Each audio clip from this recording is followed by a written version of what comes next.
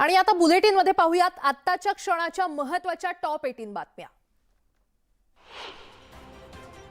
2023 या नवीन वर्षात अनेक मोठे बदल होत आहेत। बँकिंग, पोस्ट ऑफिस, विमा यासह अनेक क्षेत्रात बदल होणार आहेत। या बदलांचा थेट तुमच्या खिशावर परिणाम होणार आहे। जर तुम्ही नवीन वर्षात कार घेण्याचा विचार करत असाल तर तुमच्या खिशावरील बोजा आणखी वाढणार आहे। नवीन वर्षात तुम्हाला महागड्या विमा हप्त्यांचा झटका बसण्याची शक्यता आहे। हे नवं वर्ष विवाह इच्छुकांसाठी आनंदाची बातमी घेऊन आलेला आहे, कारण या वर्षी तब्बल 8 महिने विवाह मुहूर्त असणार आहेत। जुलै, ऑगस्ट, सप्टेंबर आणि ऑक्टोबर हे 4 महिने वगळता बाकी 8 महिन्यांमध्ये मुहूर्त असणार आहेत। यावर्षी 2 सुपर मून योग येणार आहेत। 1 ऑगस्ट आणि 31 ऑगस्टला सुपर मून असणार आहे। त्या दिवशी चंद्रबिंब 14% मोठं आणि 30% जास्त प्रकाशित दिसेल। यावर्षी चाकरमान्यांसाठी सुट्ट्यांची चंगळ असणार आहे, कारण 24 पैकी 3 सुट्ट्या शनिवारी आणि 2 सुट्ट्या रविवारी येणार आहेत। महाशिवरात्र, रमजान ईद, मोहरम हे सण शनिवारी आणि शिवजयंती, दिवाळी, लक्ष्मीपूजन रविवारी असणार आहेत।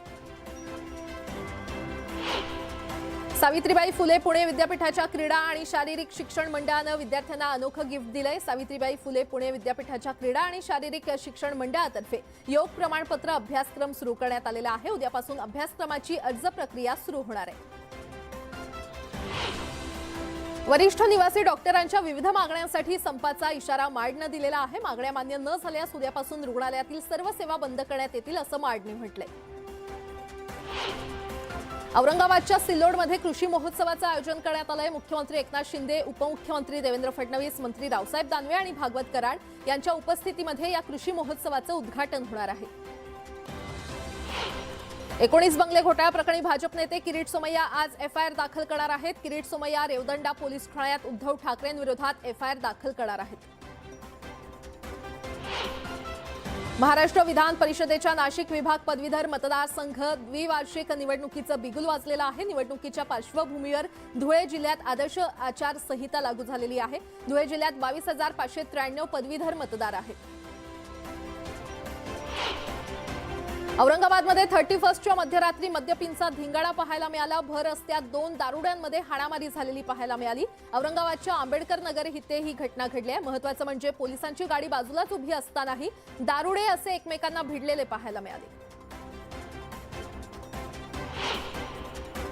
दिल्लीच्या जीके पार्ट 2 भागातील ओल्ड होमला आग लागल्याची घटना घडली आहे। आगीमध्ये 2 वृद्ध महिलांचा मृत्यू झाल्याची माहिती आहे। आग लागल्याची माहिती मिळताच अग्निशमन दलाच्या 4 गाड्या घटनास्थळी दाखल झाल्या आणि त्यांनी आगीवर नियंत्रण मिळवलं।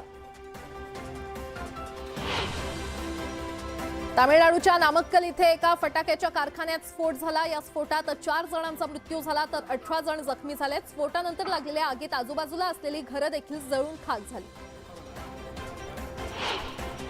पश्चिम बंगालच्या जलपाईगुडी इथे एक जंगली हत्ती दुखापत झाल्यानं शहराजवळ आला होता। हत्तीच्या पायाला दुखापत झाल्यानं त्याला चालणं देखील अवघड बनलं होतं। वन विभागाच्या पथकाकडून या हत्तीवर उपचार केले जात आहेत। बंगळुरूमध्ये नववर्षाच्या स्वागतासाठी मोठी गर्दी झाली होती। गर्दी नियंत्रित करण्यासाठी बंगळुरू पोलिसांनी गर्दीवर लाठीचार्ज केला। पंजाबमधील लुधियानामध्ये मोकाट कुत्र्याने एका लहान मुलावर हल्ला केल्याची घटना घडली आहे। ही घटना सीसीटीव्हीमध्ये कैद झालेली आहे। मुलावर रुग्णालयामध्ये सध्या उपचार सुरू आहेत। मध्य प्रदेशातील मंदसौरमध्ये काही गुंडांनी एका तरुणाला मारहाण केल्याची घटना घडली आहे। या घटनेचा व्हिडिओ व्हायरल झाल्यानंतर आरोपींविरोधात गुन्हा दाखल करण्यात आलाय। गुजरातमधील वडोदरामध्ये 2 वर्षाचा मुलगा बोरवेलमध्ये अडकल्याची घटना घडली आहे। 2 तासांच्या अथक प्रयत्नानंतर मुलाला सुखरूप बोरवेलमधून बाहेर काढण्यात आलं। पुदुच्चेरीमध्ये एका इंजिनियरचा समुद्रात बुडून मृत्यू झाला। या घटनेची काही दृश्य समोर आली आहेत। हा तरुण फिरण्यासाठी आपल्या मित्रांसोबत पुदुच्चेरीला गेला होता।